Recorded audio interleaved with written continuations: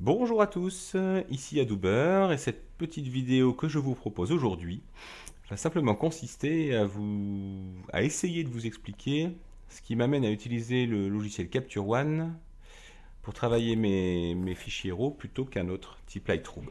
Alors, il faut savoir qu'au départ j'étais utilisateur de Lightroom comme beaucoup et jusqu'en 2014, jusqu'à fin 2014 à peu près, où je suis passé à Capture One. Au départ, non pas pour une préférence particulière, mais simplement parce que je venais de passer chez Fuji et que j'étais déçu de ce que j'obtenais avec Lightroom sur mes fichiers du XT1. On devait être sur Lightroom 5.6 ou 5.7 et les fichiers avec le XT1 par rapport à mes fichiers Nikon d'avant étaient beaucoup plus longs à s'importer. Ça ramait dès que je faisais des retouches locales ou sur de nombreuses photos. Et je trouvais le rendu, il y avait quelque chose qui me plaisait pas dans le rendu, que j'aurais eu du mal à définir. Un rendu peut-être un peu numérique des photos, des contours pas très fins, des choses comme ça. Ce qui m'a amené à un peu voir ce qui se faisait ailleurs. Et après avoir essayé de nombreux logiciels, je suis tombé sur Capture One, qui s'est avéré combler toutes mes attentes, puisque non seulement il avait un meilleur rendu sur les fichiers Fuji, des photos fines, des belles couleurs, mais en plus il était rapide même avec des RAW Fuji. En fait, il n'était pas plus lent avec des RAW Fuji qu'avec les RAW de notre appareil. Et donc là, en plus, il permettait ce que je ne voulais pas perdre depuis que j'utilisais Lightroom, c'est d'avoir des retouches locales utilisables sur les fichiers RAW directement. Donc en fait, j'avais le beurre et l'argent du beurre. Et donc déjà, rien que ça me suffisait en soi pour passer de Lightroom à Capture One. Mais en plus, j'ai vu à l'usage, j'ai découvert à l'usage que le logiciel regorgeait de tout un tas de petites choses, d'outils, d'une ergonomie, de possibilités que je ne trouvais pas sous Lightroom et que j'avais trouvé en fait nulle part ailleurs. Euh, Plein de petites subtilités comme ça. Alors, bon, faut savoir que moi, je me suis mis à Capture One, c'était pour un usage professionnel. Je savais que je passais professionnel, un photographe professionnel en janvier 2015. Donc, c'était un investissement professionnel. Je vous dis ça parce que le logiciel coûte quand même à peu près 300 euros, ce qui n'est pas rien.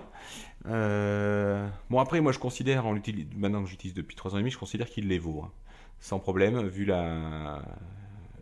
sa qualité. Mais ça, c'est un avis personnel qui est tout à fait réfutable, sans problème, du moment qu'on a des arguments. Et je trouve qu'il les vaut. Mais voilà, si j'avais pas décidé de passer professionnel, mais que j'étais juste resté photographe amateur, hein, sans connotation péjorative, mais je fais toujours la photo amateur, bien sûr, dès que j'en ai l'occasion, aurais-je voulu mettre 300 euros dans ce logiciel? Je ne sais pas, et je me serais peut-être même pas posé la question, de toute façon, de est-ce que j'aurais essayé de changer le logiciel parce que au départ c'est la lenteur de Lightroom hein, qui m'a fait changer. Je me suis dit si j'ai des mariages à traiter avec 2000 fichiers RAW, c'est pas possible, il faut que ça aille plus vite que ça. Donc, euh, donc voilà. Ceci dit, maintenant que je connais bien Capture One, je ne reviens, même si je n'étais plus professionnel, je ne reviendrai plus sur Lightroom. C'est vraiment, il y a trop de choses dans ce logiciel dont je me sers au quotidien qui me manqueraient. En fait, si je revenais ou si j'allais sur un autre logiciel. Je me suis vraiment fait à son interface et à sa logique. Donc, voilà, dans les premiers avantages, donc sa rapidité, le rendu avec les images de base que je trouve meilleur, sa customisation aussi. Le logiciel est entièrement customisable. Là, vous voyez que je suis sur une interface qui est déjà en fait modifiée par rapport à l'interface par défaut, si vous la connaissez. Je vous remonte l'interface par défaut, espace de travail par défaut. Vous voyez. Je reviens maintenant sur fenêtre, espace de travail, écran simple Adober. Ici, j'ai des outils qui ont changé. Par exemple, cet onglet d'outils n'existe pas dans l'outil par défaut. On peut rajouter des onglets d'outils comme on veut, mettre les outils qu'on veut dedans. On peut tout réorganiser en fait. Et si vous travaillez sur deux écrans comme moi, bon là, pour les besoins de la vidéo, j'ai mis un espace de travail, un écran. Mais vous verrez, si je vais dans fenêtre, espace de travail, je me suis aussi enregistré un espace de travail double écran. Si si vous travaillez sur deux écrans, vous pouvez entièrement choisir ce que vous mettez sur tel ou tel écran. Ce qui n'est pas possible sous Lightroom. Le mode 2 écrans de Lightroom est très limité hein, dans sa configuration. Moi, ce que je fais, c'est que j'ai uniquement la fenêtre de prévisualisation de la photo ici, en grand sur l'écran principal. Autrement dit, je n'ai rien qui vient rogner de la place sur la photo. Et sur le deuxième écran, j'ai tout le reste, c'est-à-dire les outils, le navigateur qui permet de voir les vignettes des photos, etc. Donc et ce qui est bien, c'est que, comme je viens de vous le montrer, j'ai pu enregistrer ces espaces de travail et je passe quand je veux de l'un à l'autre ou je peux revenir à support défaut. Là, Capture One, déjà de base, vous en propose 8 espaces de travail possibles. Mais voilà, vous pouvez vous en créer autant que vous voulez, les enregistrer là. Si vous êtes plusieurs à utiliser l'ordinateur et à traiter des photos sur le même ordinateur, chacun peut avoir son espace de travail configuré.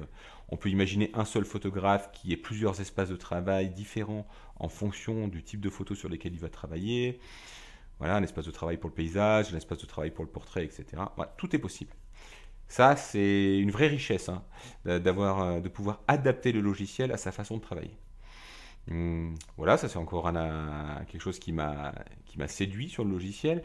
Et puis après, pour rentrer vraiment dans les rouages du logiciel, ce qui m'a plu le plus en fait, c'est il propose des outils, notamment pour la couleur, pour la teinte de peau en portrait, des choses comme ça, au niveau des calques aussi, qui sont, enfin, à ma connaissance, qu'on ne trouve pas ailleurs.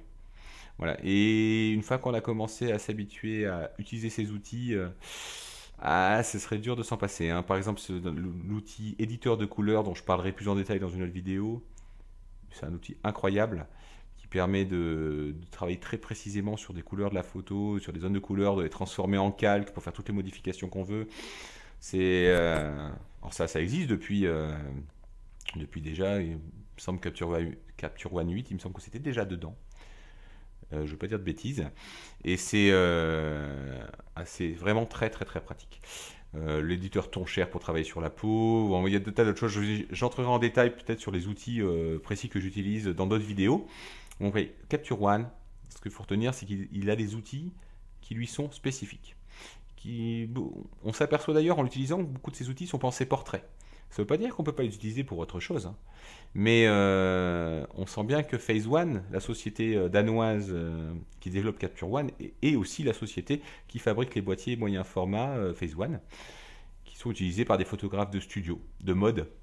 Et donc, ça semble logique que le logiciel qu'ils ont conçu soit d'abord destiné à ces photographes-là qui vont faire beaucoup de travail sur la peau des modèles, etc. Voilà. Donc si vous êtes comme moi portraitiste, que vous faites beaucoup de portraits, on a vraiment beaucoup de choses dans ce logiciel. Et ça permet en fait à l'usage d'aller plus vite parce que finalement tout ce qu'on fait là, les retouches de couleurs, on pourrait les faire dans Photoshop ou dans GIMP ou dans autre chose. Mais on va beaucoup plus vite en les faisant directement là-dedans. On reste sur le fichier RAW, on travaille sur le RAW. On n'envoie pas l'image ailleurs, même si on peut le faire. Hein, et ça m'arrive aussi, et j'en parlerai dans une autre vidéo. Et c'est des outils qui sont simples. En fait, ils ne vont pas vous demander de créer des masques compliqués, etc. C'est avec des pipettes, on va sélectionner une couleur, on travaille dessus. En fait, on peut faire beaucoup plus vite ce qu'on peut faire aussi dans Photoshop, mais de façon beaucoup plus complexe.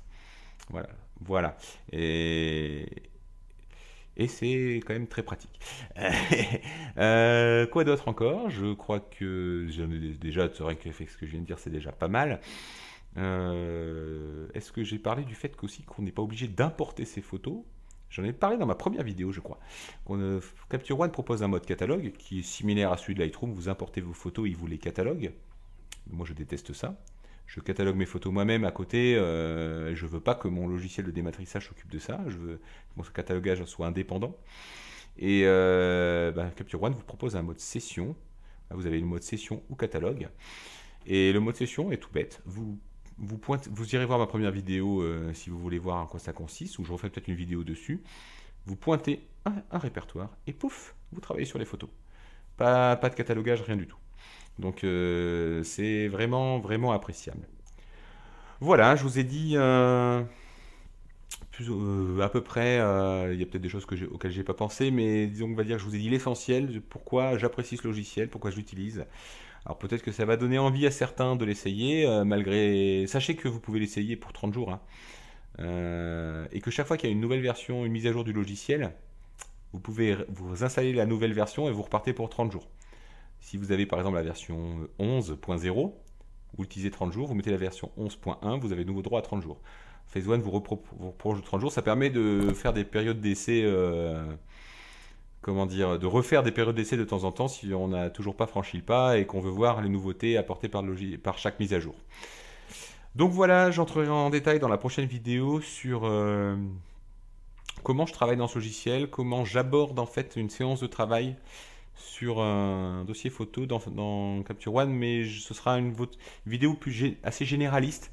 Je n'expliquerai pas précisément chaque outil, mais plutôt vous montrer mon flux de travail. Voilà, je vous souhaite à tous une bonne journée, une bonne soirée ou une bonne nuit, et à bientôt.